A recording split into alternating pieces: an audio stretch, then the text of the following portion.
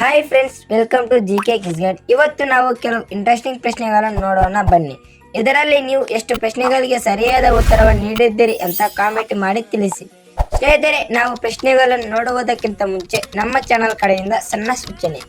ನಮ್ಮ ಚಾನಲ್ನಲ್ಲಿ ಪ್ರತಿದಿನ ರಾತ್ರಿ 7 ಗಂಟೆಗೆ ವಿಡಿಯೋ ಬರುತ್ತೆ. ಮಧ್ಯಾಹ್ನ 12 ಗಂಟೆಗೆ ಬಹುವಾಕ್ಯ ಪ್ರಶ್ನೆ ಇರುತ್ತೆ. ಹಾಗೆ ಪ್ರತಿ ರವಿವಾರ ಬೆಳಗ್ಗೆ 8 ಗಂಟೆಗೆ ಒಗಟುಗಳ ವಿಡಿಯೋ ಬರುತ್ತೆ. ಆದ ಕಾರಣ ನೀವು ಇನ್ನು ನಮ್ಮ ಚಾನಲ್ ಅನ್ನು ಸಬ್ಸ್ಕ್ರೈಬ್ ಮಾಡಿಲ್ಲ ಎಂದರೆ ಸಬ್ಸ್ಕ್ರೈಬ್ ಮಾಡಿಕೊಳ್ಳಿ, ಬೆಲ್ ಐಕನ್ ಅನ್ನು ಆನಲ್ಲಿ ಇಟ್ಟುಕೊಳ್ಳಿ. ಮೊದಲನೇ ಪ್ರಶ್ನೆ, ಪ್ರತಿದಿನ ಸ್ವಲ್ಪ ಪ್ರಯಾಣದಲ್ಲಿ ಒಣಕೊಬ್ಬರಿಯನ್ನು ಸೇವಿಸುವುದರಿಂದ ಏನಾಗುತ್ತದೆ? ಎ. ದೇಹ ಚುರುಕು. ಬಿ. ಕೊಬ್ಬು ಕರಗುತ್ತದೆ. ಸಿ. ಕೂದಲು ಬೆಳೆಯುತ್ತವೆ. ಡಿ. ಥೈರಾಯ್ಡ್ ಸಮತೋಲನ.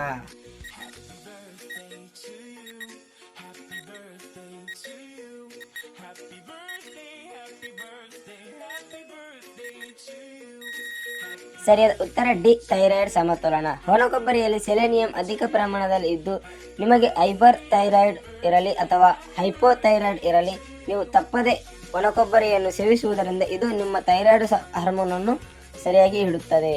ಎರಡನೇ ಪ್ರಶ್ನೆ, ಕರ್ನಾಟಕದ ಮ್ಯಾಂಚೆಸ್ಟರ್ ಎಂದು ಯಾವ ಜಿಲ್ಲೆಯನ್ನು ಕರೆಯಲಾಗುತ್ತದೆ? A. Mysuru. B. Davanagere. C. Hubballi. D. Bengaluru.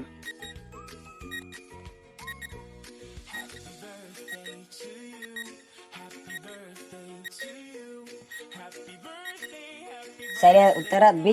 Davanagere. ಕರ್ನಾಟಕದ ಮ್ಯಾಂಚೆಸ್ಟರ್ ಎಂದು ದಾವಣಗೆರೆ ಜಿಲ್ಲೆಯನ್ನು ಕರೆಯಲಾಗುತ್ತದೆ.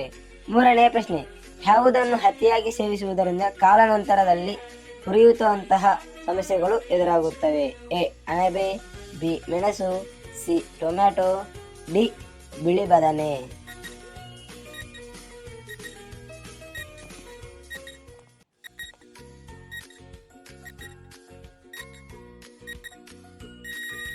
ಸರಿಯಾದ ಉತ್ತರ ಈ ಮೇಲಿನ ಎಲ್ಲವೂ. ಆಲೂಗಡ್ಡೆ, ಬಿಳಿ ಬದನೆ, ಟೊಮೆಟೊಗಳು ಮತ್ತು ಮೆಣಸುಗಳು ಇವುಗಳನ್ನು ಪದೇ ಪದೇ ಮತ್ತು ಅತಿಯಾಗಿ ಸೇವಿಸುವುದರಿಂದ ಕಾಲಾನಂತರದಲ್ಲಿ ಉರಿಯೂತಂತಹ ಸಮಸ್ಯೆಗಳು ಎದುರಾಗುತ್ತವೆ. ನಾಲ್ಕನೇ ಪ್ರಶ್ನೆ, ಬಾಯಿಯ ವಾಸನೆಯನ್ನು ಹೋಗಲಾಡಿಸಲು ಯಾವುದನ್ನು ಜಗಿಯಬೇಕು? ಎ. ತುಳಸಿ. ಬಿ. ಈರುಳ್ಳಿ. ಸಿ. ಶುಂಠಿ. ಡಿ. ಓಂಕಾಳು.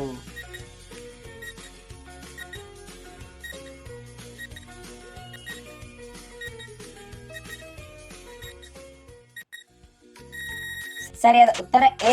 ತುಳಸಿ. ತುಳಸಿ ಬ್ಯಾಕ್ಟೀರಿಯಾ ವಿರೋಧಿ ಗುಣಗಳನ್ನು ಹೊಂದಿದ್ದು ಬಾಯಿಯ ದುರ್ವಾಸನೆಯನ್ನು ಉಂಟು ಮಾಡುವ ಸೂಕ್ಷ್ಮ ಬ್ಯಾಕ್ಟೀರಿಯಾಗಳನ್ನು ನಿರ್ಮೂಲನವಾಗುತ್ತವೆ. ಐದನೇ ಪ್ರಶ್ನೆ, ಪುರುಷನ ವೃಷಣಗಳಿಗೆ ನೀಡುವ ಒಂದು ಕಿಕ್ ಎಷ್ಟು ಡೆಲ್ ನೋವು ಉಂಟು ಮಾಡುತ್ತದೆ? ಎ. 7,000. ಬಿ. 8,000. ಸಿ. 9,000. ಡಿ. 10,000.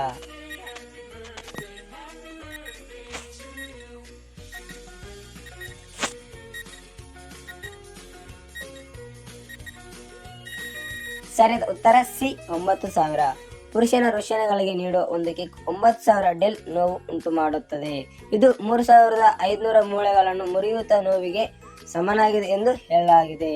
ಸ್ನೇಹಿತರೆ, ಇವಾಗ ನಾವು 6ನೇ ಪ್ರಶ್ನೆ ನೋಡುವುದಕ್ಕಿಂತ ಮುಂಚೆ ನೀವು ಇನ್ನು ನಮ್ಮ ಚಾನಲ್ ಅನ್ನು ಸಬ್ಸ್ಕ್ರೈಬ್ ಮಾಡಿಲ್ಲ ಎಂದರೆ ಸಬ್ಸ್ಕ್ರೈಬ್ ಮಾಡಿಕೊಂಡು ಹಾಗೆ ವಿಡಿಯೋವನ್ನು ಲೈಕ್ ಮಾಡಿಲ್ಲ ಎಂದರೆ ಲೈಕ್ ಮಾಡಿ.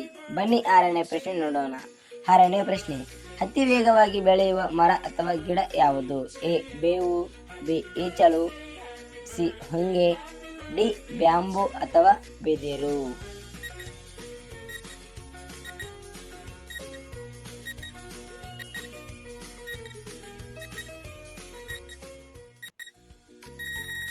ಸರಿಯಾದ ಉತ್ತರ ಡಿ. ಬ್ಯಾಂಬು ಅಥವಾ ಬಿದಿರು. ಅತಿ ವೇಗವಾಗಿ ಬೆಳೆಯುವ ಮರ ಅಥವಾ ಗಿಡ ಯಾವುದು ಎಂದರೆ ಬ್ಯಾಂಬು ಅಥವಾ ಬಿದಿರು. 7ನೇ ಪ್ರಶ್ನೆ, ಪುರುಷರ ಈ ಒಂದು ಕೆಲಸ ಅವರಲ್ಲಿ ನೂರಾಣಿ ಬಲವನ್ನು ತರುತ್ತದೆ. ಎ. ದಿನವೀರ್ಯ ಬಿಡುಗಡೆ. ಬಿ.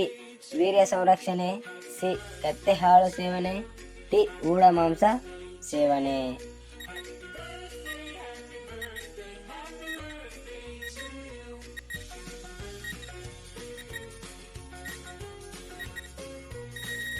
ಸರಿಯಾದ ಉತ್ತರ ಬಿ. ವೀರ್ಯದ ಸಂರಕ್ಷಣೆ. ಪುರುಷರ ವೀರ್ಯಾಣುವಿನಲ್ಲಿ ಇದುವರೆಗೂ ತಿಳಿದು ಬಂದಿರುವಂತೆ ಸುಮಾರು 200ಕ್ಕೂ ಅಧಿಕ ಬೇರೆ ಬೇರೆ ಬಗೆಯ ಪ್ರೋಟೀನ್ ಅಂಶಗಳನ್ನು ಕಂಡು ಬರುತ್ತವೆ. ಹಾಗಾಗಿ ಇದನ್ನು ಸರಿಯಾಗಿ ಉಪಯೋಗಿಸಿಕೊಂಡರೆ ಈ ಜಗತ್ತಿನಲ್ಲಿ ಶಕ್ತಿಶಾಲಿಗಳಲ್ಲಿ ನೀವು ಒಬ್ಬರಾಗಿರ್ತೀರಿ. 8ನೇ ಪ್ರಶ್ನೆ, ಹೃದಯವನ್ನು ತಲೆಯಲ್ಲಿ ಹೊಂದಿರುವ ಜೀವಿ ಯಾವುದು? ಎ ಸೀಗಡಿ, ಬಿ ಕಪ್ಪೆ, ಸಿ ಮೀನು, ಡಿ ಮೊಸಳೆ.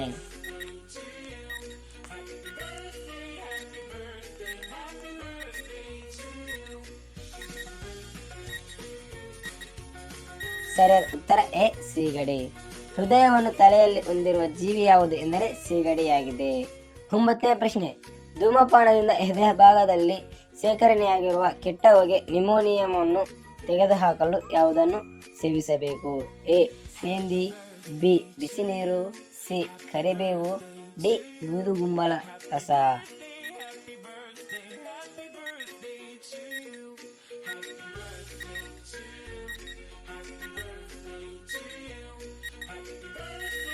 ಸರಿಯಾದ ಉತ್ತರ ಡಿ ಬೂದುಗುಂಬಳ ರಸ. ಸಂಶೋಧನೆ ಪ್ರಕಾರ ಬೂದುಗುಂಬಳಕಾಯಿ ವಿವಿಧ ಫೈಟೋಕೆಮಿಕಲ್ಗಳನ್ನು ಹೊಂದಿದ್ದು ಅವು ಪ್ರತಿ ಜೀವಿಕಗಳಾಗಿ ಕಾರ್ಯನಿರ್ವಹಿಸುತ್ತವೆ ಮತ್ತು ನೆಗಡಿ, ಜ್ವರ, ಮುಖ್ಯವಾಗಿ ನಿಮೋನಿಯಂನಂತಹ ಸೋಂಕುಗಳಿಗೆ ಚಿಕಿತ್ಸೆ ನೀಡಲು ಸಹಾಯ ಮಾಡುತ್ತದೆ.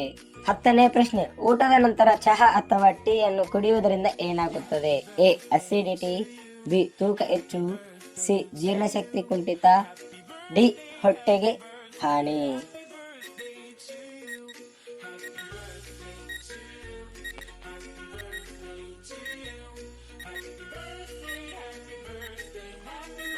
ಸರಿಯಾದ ಉತ್ತರ ಸಿ ಜೀರ್ಣಶಕ್ತಿ ಕುಂಠಿತ. ಊಟದ ನಂತರ ಚಹಾವನ್ನು ಸೇವಿಸುವುದರಿಂದ ಆಹಾರದಲ್ಲಿ ಕಂಡುಬರುವ ಪೌಷ್ಟಿಕಾಂಶಗಳನ್ನು ನಿಮ್ಮ ದೇಹ ಸರಿಯಾಗಿ ಹೀರಿಕೊಳ್ಳಲು ಸಾಧ್ಯವಾಗದಂತೆ ಚಹಾ ತಡೆಯುವುದರ ಜೊತೆಗೆ ಜೀರ್ಣಶಕ್ತಿಯನ್ನು ಕುಂಠಿತಗೊಳಿಸುತ್ತದೆ.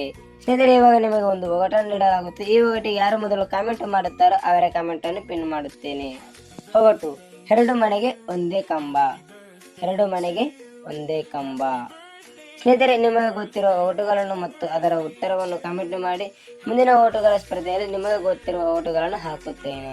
ಸ್ನೇಹಿತರೆ, ಇಲ್ಲಿಗೆ ನಿಮ್ಮ ಪ್ರಶ್ನೆಗಳು ಮುಗಿದಿವೆ. ಇದರಲ್ಲಿ ನೀವು ಎಷ್ಟು ಪ್ರಶ್ನೆಗಳಿಗೆ ಸರಿಯಾದ ಉತ್ತರವನ್ನು ನೀಡಿದ್ದೀರಿ ಅಂತ ಕೆಳಗೆ ಕಾಮೆಂಟ್ ಮಾಡಿ ತಿಳಿಸಿ. ಇದೇ ತರದ GK ಪ್ರಶ್ನೆಗಳಿಗೋಸ್ಕರ ನಮ್ಮ ಚಾನಲ್ ಅನ್ನು ತಪ್ಪದೆ ಸಬ್ಸ್ಕ್ರೈಬ್ ಮಾಡೋದನ್ನ ಮರೆಯಬೇಡಿ. ಜೈ ಹಿಂದ್, ಜೈ ಕನ್ನಡಾಂಬೆ. ಧನ್ಯವಾದಗಳು.